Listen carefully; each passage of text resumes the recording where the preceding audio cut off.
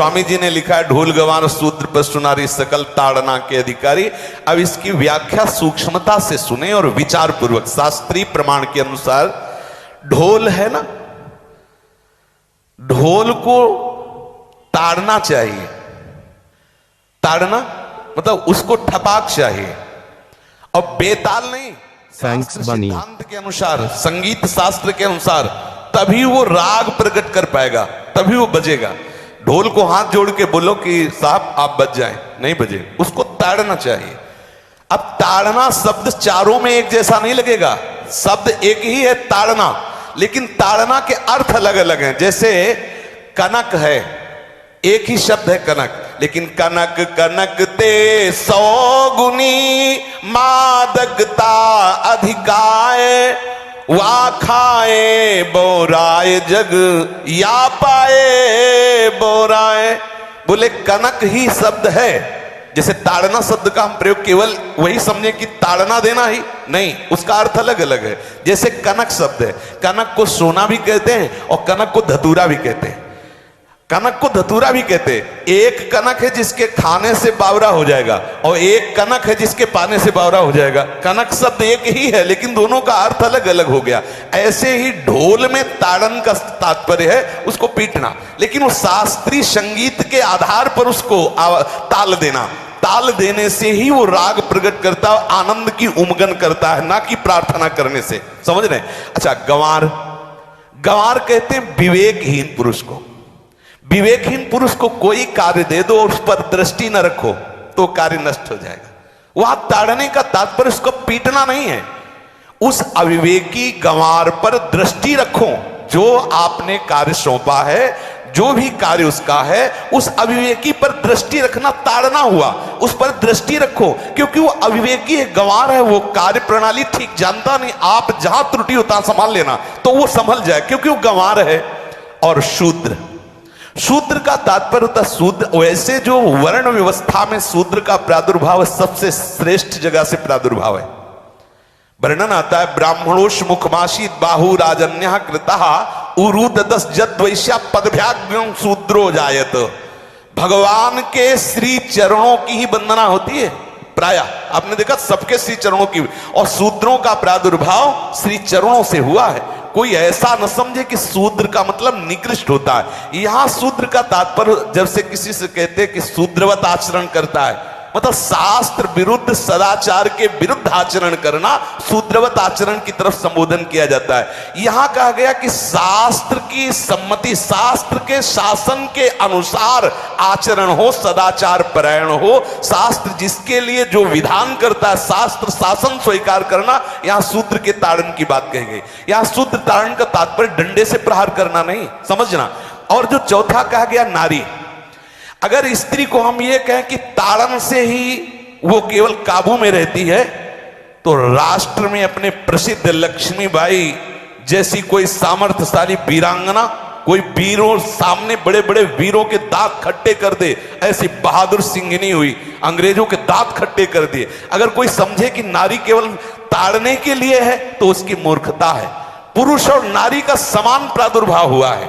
भगवान ब्रह्मा के श्री अंग से दाहिनी तरफ से महाराज मनु और बाईं तरफ से उनकी पत्नी उनका प्रादुर्भाव हुआ शतरूपा।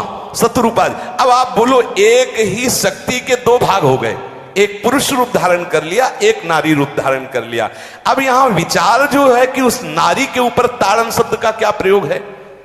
जैसे आप मार्ग में चले जा रहे हैं और आपने दृष्टि चूक कर दी और नारी आपकी स्त्री पीछे चल रही, तो कोई हमला कर सकता है, क्योंकि वो रत्न है। 14 रत्नों में एक रत्न स्त्री रत्न भी है। स्त्री को रत्न कहा गया है। भगवान श्री राम जब वनवास में जा रहे हैं तो सिया जी को आगे नाव में जब चढ़ाना होता तो पहले सिया जी को चढ़ा, सीए चढ़ाई चढ़े रघुराई, पहले आगे। दृष्टि रखो, दृष्टि चूक गई तो रत्न है। यहां दृष्टि रखना, शासन मतलब उसको पिटाई करना नहीं कि जैसे ढोल को पीटा जाता है ऐसे स्त्री को पीटा जाए, शूद्र को पीटा जाए तो गंवार को, यह व्याख्या नहीं है, यह मूर्खता है, इसे व्याख्या नहीं कहते। जैसे कनक शब्द के कई अर्थ होते हैं, ऐसे ही ताड़न शब्द का यहां अलग अलग प्रयोग है। स्त्री के ऊपर दृष्टि रखो किस भाव की दृष्टि रखे? क्योंकि वो हमारे यहां रत्न की तरह है, कहीं कोई ऐसा ना हो कि कुदृष्टि वाला कोई उस पर हमला कर दे। आप पाणी ग्रहण संस्कार में रक्षा का भी सूत्र बताया जाता है कि आपको अभी ये समर्पित है, आप इसकी रक्षा करें। हमारे शास्त्रीय सिद्धांत में देखो, कभी भी स्त्री को अकेला छोड़ने का सिद्धांत नहीं पाया गया। अगर शास्त्रीय सिद्धांत, बच्ची है तो माता पिता के शासन, थोड़ी बड़ी हुई तो भाई आदि के बीच में, और बड़ी हुई तो पति के, और बड़ी हुई तो पुत्रों के, मतलब एक सानिध्य का एक दृष्टि रखी गई है कि यदि आप अपनी दृष्टि में रखेंगे तो उसका अमंगल नहीं होगा, उसका हित नहीं होगा। ये जो जैसे मानो कोई सी स्त्री को अकेला कोई पा गया और कुमार्गामी वृत्ति वाला हुआ, तो आज जो घटनाएं सुनने को मिलती हैं, अगर हमारी दृष्टि हो उस पर तो ऐसा नहीं हो सकता। और दूसरी बात यह है कि स्त्री को बुद्धि स्वरूपा भी माना गया। भगवान से भीष्म जी कहते हैं, मैंने अपनी कुंवारी कन्या बुद्धि को, हमारी कुंवारी कन्या है बुद्धि, सदैव सुरक्षित रखा है, आज आपके चरणों में समर्पित करते हैं। तो शास्त्र शासन के द्वारा बुद्धि को सदैव अपने अधीन रखो, कहीं बुद्धि कुमार्गामी ना हो जाए। यहां स्त्री के ताड़न का केवल एक सूत्र है कि आप उस पर दृष्टि बनाए रखें, कहीं स्त्री रत्न कहीं अपवित्र ना हो जाए, कहीं दूसरे का किसी तरह से कुमार्गामी लोगों का ऐसा कोई बर्ताव ना हो जाए, इसलिए सावधान। वहां उसको पीटने का शब्द नहीं है कि ढोल गवार शूद्र परशुनारी सकल ताड़ना के अधिकारी। ताड़ना का तात्पर्य वहां पीटना नहीं तो विद्वता में देखो तो एक से एक, साधुता में देखो तो एक से एक, वीरांगना देखो एक से एक, ऐसा नहीं कह सकते, क्योंकि जो सामर्थ्य पुरुष में वही सामर्थ्य भगवान ने स्त्री में भी दी, क्योंकि भगवान के ही दो रूप हैं, एक स्त्री और एक पुरुष, समझ रहे ना। तो इसमें एक ताड़न शब्द का कई अर्थ होता है। भगवान की साक्षात शक्ति स्त्री है। अगर कोई इस भाव से देखे कि स्त्री तो केवल ताड़ना, मतलब केवल गाली दे के बात करना, ऐसा नहीं। जिस घर में स्त्री का अपमान होता है उस घर का नाश हो जाता है, निश्चित हो जाता है। आप देखिए, रावण का सत्यानाश हो गया जगदम्बा सीता के प्रति, दुर्योधन का सत्यानाश हो गया द्रौपदी के प्रति। जहां स्त्री का अपमान हो जाए, अगर कोई ये समझे कि स्त्री केवल मतलब जैसा हम चाहें वैसा व्यवहार करे, तो अगर नाश ना हो जाए तो हमें बता देना, क्योंकि भगवान की वो शक्ति है। अगर उसे तुम सोचो कि हम ताड़न करें, जैसे ढोल को ताड़न करें ऐसे ताड़न करें, तो तुम्हारा नाश हो जाएगा। बिल्कुल सच्ची बात समझ लीजिए। केवल वहां दृष्टि रखने की बात कही गई है, आपका अधिकार है, आप उसकी सुरक्षा व्यवस्था में रहें।